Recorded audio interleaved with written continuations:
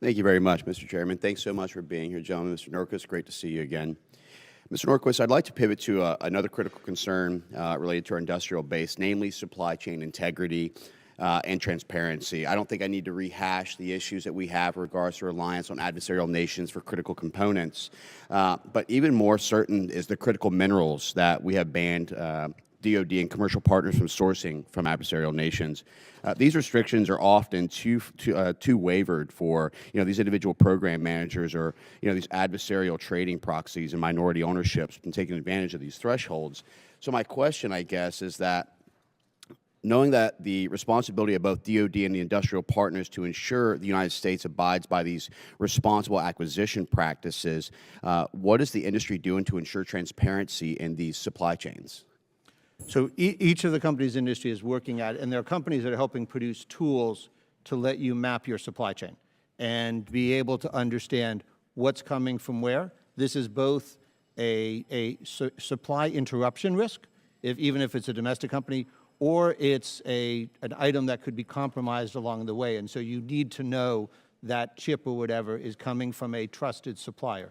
The same thing actually somewhat comes in place with trusted capital and knowing that the investors and the people you're playing with are worthwhile. So that has been a part of it. Now these are relatively complicated supply chains, and there's risks involved when you go to the overseas. So there's certain things that can be done with regard to promote domestic mining or refining capabilities. As the 45X tax credit was used, it's not available for mining, but if you are trying to get after the rare earth metal issue, that would be one of the uses on it. When we talk to our membership, one of the things they bring up is in the last 3 years, 28% lost a critical supplier, 30% lost a sole source supplier. So mapping is not just, it has multiple values: security, understanding, and then recognizing your vulnerabilities and your choke points so you can start to build resilience. Yeah, as a business owner, one of the things you always look at is your single point of failures. Obviously, one of those key and critical areas is the 92% of microchips and semiconductor capabilities that's within Taiwan. That is why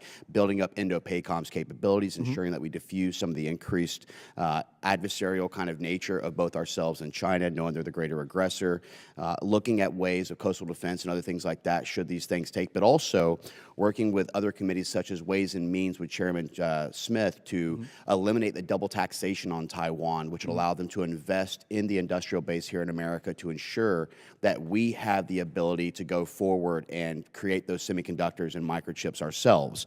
One of the key things that I've been concerned with for a very long time is that America still adopts the idea that warfare is built on kinetic only.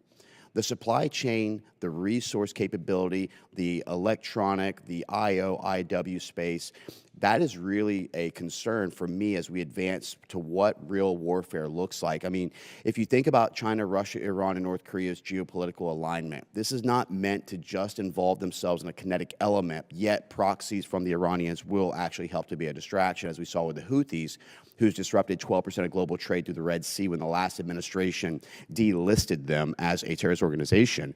But China's aggression has been mostly not just expanding out the Belt and Road Initiative, but utilizing Russia to expand the European, Eastern Front, taking Oceania, taking the 15 of 16 rare earth mineral mines in Africa, and doing what we claim to do on paper, which is, oh, we're sanctioning you. They're doing it from a geopolitical stance where they're actually moving the football by cutting off Western Hemisphere supply chain to the Red Sea, the Persian Gulf, the Black Sea, the Horn of Africa, while using economic coercion on Panama and Honduras to try and influence trade, tariff, taxation, and capabilities through the canal. That's really actually cutting off America and our supply chain capabilities.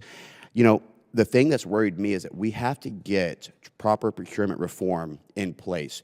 The DSP 83, DSP 5s that are sometimes held up for political purposes that is not restricted by USML 151 or things like this, are not meeting the 90-day threshold of the Directorate Defense Trade Controls, is putting us really far behind our adversaries with supplying our allies the necessary tools. But I'm committed to continue to support the industrial base to have American-built components, American-built products that allows our economy to thrive and stop adversarial reliance, which allows us to build the economics of another nation who's out to destroy us. Thank you for your support. Thank you for all you guys do. And we're here to give our best to try and make sure America continues to build back strong. With that, I yield back. Thank you.